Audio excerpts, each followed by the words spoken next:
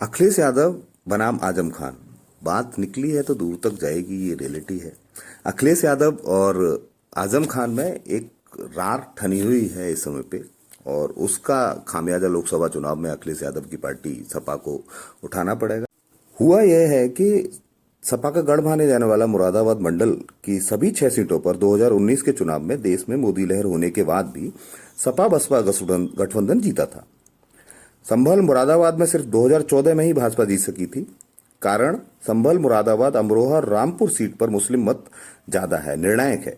इसी गढ़ में पिछले 2 दिन की राजनीति के घटनाक्रम को अगर देखें तो सपा पर संकट आ चुका है। 22 मार्च को सीतापुर जेल में मिलने गए अखिलेश आजम खान ने खुद कहा था कि अखिलेश यादव जी आप यहां से चुनाव लड़ लीजिए, लेकिन मंशा पूरी नहीं हुई। 26 मार्च को रामपुर के सपा नेता ने आजम खान का एक पत्र जारी कर दिया, वहां चुनाव बहिष्कार की घोषणा हो गई।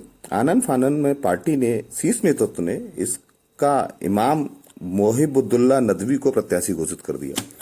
तो उसने पहले आजम खान खेमे ने आसिम राजा ने नामांकन कर दिया था। साथ ही पार्टी जिला अध्यक्ष अजय सागर ने भी इमाम को प्रत्याशी मानने से इनकार कर दिया। मुरादाबाद में नाटकीय घटनाक्रम चल रहा है। लोग आजम खान के प्रत्याशी को मान रहे हैं और अखिलेश यादव के प्रत्याशी को भी मान रहे हैं, लेकिन दोनों प्रत्याशियों में एक संगठन दिखाई नहीं दे रहा। इसकी वजह से वहां नाराजगी बहुत स्तर तक चली गई है। अब वहां पार्टी फाइट कर रही है कि दोनों लोग मिलकर आजम खान और अखिलेश यादव एक चुनिंदा कैंडिडेट को चुनाव लड़ाया जाए, लेकिन ऐसा होता हुआ दिखाई नहीं दे रहा है। हालांकि जांच में रामपुर में आसिम राजा का नामांकन खारिज हो गया है, लेकिन आजम खेमे का बैकफुट पर आना मुश्किल लग रहा है। वो शायद बैकफुट पर नहीं जाएंगे। वहां भाजपा से लड़ने के बजाय सपाइयों में बीच बीच में ही जंग हो रही है। अपने आपस में ही पार्टी एक दूसरे से लड़ रही है। मुरादाबाद में भी पार्टी एक घड़ा हसन को टिकट देने की पैरवी कर रहा है। रुचिवीर को प्रत्याशी बनाया गया है, उससे नाराज है लोग, और सपा के नेतृत्व को कटघरे में खड़ा कर दिया गया है। मुरादाबाद में सपा के गठन से अब तक मुसलमान प्रत्याशी ही लड़ते आए हैं। ये पहला मौका है जब गैर मुस्लिम को प्रत्याशी बनाया गया। 2009 में आजम खान के नाराज होने पर सपा पश्चिम उत्तर प्रदेश में मुसलमानों की नाराजगी झेल चुकी है। उनको पता है कि अगर मुसलमान नाराज हो गए, आजम खान नाराज हो गए, तो मुसलमान वोट हमारे से खिसक सकता है। बहुत बड़ी मुश्किल खड़ी हो गई है। अखिलेश यादव के करीबी रहे ऑल इंडिया पसमंदा समाज के राष्ट्रीय अध्यक्ष सलाउद्दीन मंसूरी का कहना है कि मैं समाजवादी पार्टी में 30 साल से रहा हूं। सच बात बोली तो मुझे बाहर का रास्ता दिखा दिया गया। राष्ट्रीय अध्यक्ष अखिलेश यादव मौकापरस्त लोगों से घिरे हुए हैं। वो भी मुस्लिम होने के नाते आजम खान का साथ देना चाहते हैं और वो कहते हैं कि यहां से मुस्लिम कैंडिडेट ही होना चाहिए। मुसलमान रामपुर और मुरादाबाद में समाजवादी पार्टी को वोट करता आया है। इस बार उसमें बिखराव दिखाई दे रहा है। ऐसा लग रहा है कि मुसलमान सपा से कुछ अलग जाने वाला है।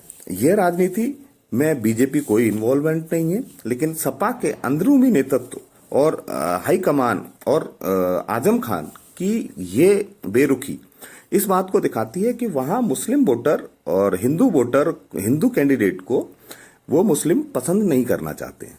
वहीं अगर दूसरी तरफ देखा जाए तो असदुद्दीन ओवैसी की एंट्री इस आजम खान के मैटर में हो चुकी है। सपा और पार्टी के जो खेल चल रहा है मुरादाबाद में आजम खान और अखिलेश यादव के बीच, उन्होंने कहा है वो चाहते हैं कि आप इनके लिए केवल दरी बिछाते रहो।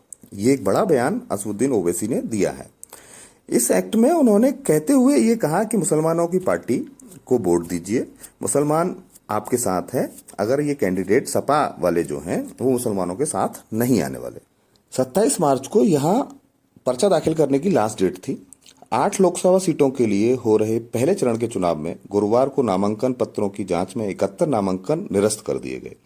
अब 84 चुनावी प्रत्याशी मैदान में बचे हैं। प्रत्याशियों की असली तस्वीर 30 मार्च को नाम वापसी के बाद साफ होगी।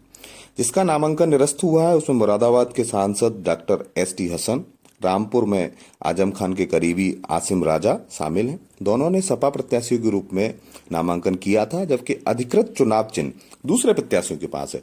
अब ये समझिए कि सपा प्रत्याशी के रूप में नामांकन दाखिल करने के बाद किसी के पास राष्ट्रीय पार्टी सपा का कोई चुनाव चिन्ह आधिकारिक रूप से वहां नहीं है, तो इन्होंने उसको निरस्त कर दिया। मुख्य निर्वाचन अधिकारी नवदीप निर्मला ने बताया कि पहले चरण के लिए बुधवार को 27 मार्च को नामांकन पत्र दाखिल करने की अंतिम तिथि थी। 8 सीटों के लिए 155 प्रत्याशियों के नामांकन पत्र दाखिल हैं, लेकिन अभी भी स्थिति क्लियर नहीं है। आप देख रहे हैं सामाजिक सोच वरुण कुमार सिंह के साथ। धन्यवाद।